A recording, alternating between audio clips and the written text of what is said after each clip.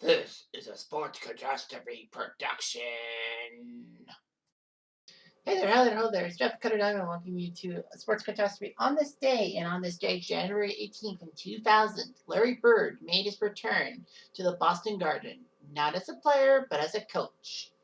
Larry Bird had a legendary career. Even in NCAA, he was a freshman at Indiana, the school that had Bobby Knight in it and won the 1976 national championship. Strange as it sounds, Larry Bird decided to drop out of Indiana, maybe because of Knight. I don't know.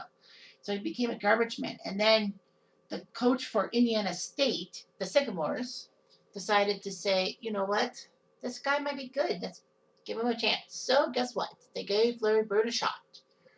So Larry Bird basically decides to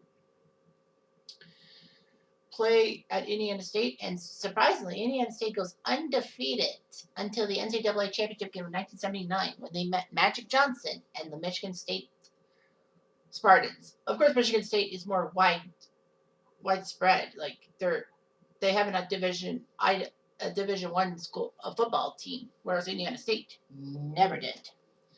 So basically, what you got is that Michigan State was the nation's darling in a sense because they were a powerhouse, whereas Indiana State were just also rans and all that. But in hindsight, it turned out to be one of the greatest basketball games of all time in 1979 for NCAA finals. The ratings were hit the roof. And did you know Michigan State's one of their starting guards actually came from Windsor? I forget what his name is, Bogdanovich or something. Yeah, he was introduced from Windsor, Ontario. It was like, wow, we had a Canadian in the starting lineup of an NCAA championship team. And this was 1979. This was not Jamal McGlure.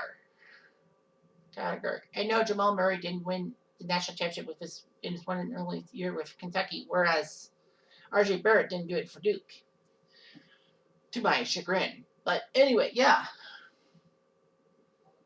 Kid you not. So anyway, Larry Bird wasn't that bad. Larry Bird actually was taken with the first pick in the 1978 draft by the Boston Celtics. In the 70s, the NCAA had a rule that basically, because Larry Bird kind of finished his schooling and all that, he could be 1 year ahead. He could graduate 1 year ahead and then still go to NCAA school. So Boston took him in the 78 draft, and he played for the Boston Celtics. He was a legend in the 1980s with the big three of Robert Parrish and Kevin McHale there too. Parrish and McHale kind of got involved in the same trade in 1980 NBA draft. Now follow me on this. Boston had the number 1 pick for some reason. And so they basically traded it to Golden State for the number 3 pick and Robert Parrish, who wasn't really flourishing with the Warriors. So Robert Parrish was a Golden State Warrior before he became a Boston Celtic and wore the iconic 00. Guess who the Celtics took with the number 3 pick? Kevin McHale. Yes, him. Very good executive, very good player, good power forward. Unfortunately for Golden State, they fucked up the number 1 pick and picked Joe Barry Carroll, or as people in Oakland would say, Joe barely cares. Because Joe Barry Carroll, couple-time All-Star, he left in the middle of his career to go to Italy and then came back, and then he was just injury-prone. So yeah, so the big three was all that. They had little pieces like Jerry Schichting, Danny Ainge, even an aging Bill Walton played for the Celtics in 86 and all that. Larry Bird was a legend, but sadly injuries would derail him by 91. And basically the Celtics weren't the same without him. Celtic decides to retire in the 92 season because of his injuries. So basically he was supposed to be this very good player, and Boston was just without him. But the big news for Bird and McHale was that, you rarely saw a player play for only one team in his NBA career. MJ didn't do that. Allen Iverson didn't do that. Shaq never did that. Kobe did. That's a rare example. But anyway, Larry Bird decided to try head coaching with the Indiana Pacers. Obviously, close to your school in Indiana State.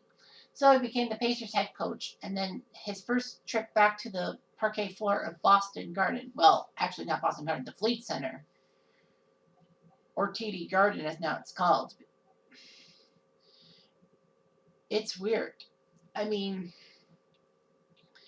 The fans were giving him high fives and all that. The fans were happy with him. I believe the Celtics beat the Pacers on that day, and Parrish's double zero was retired into the Garden rafters, which was amazing. Larry Bird would lead Indiana to the 2000 NBA Finals against all odds, in a sense, but the Lakers beat them. A few years later, Bird would retire as head coach of the Pacers, but still, great moment of Larry Bird coming back to Boston, where he's very much beloved, and no one dared to boo him. That's great. Anyway, I'm Jeff Diamond. Adieu.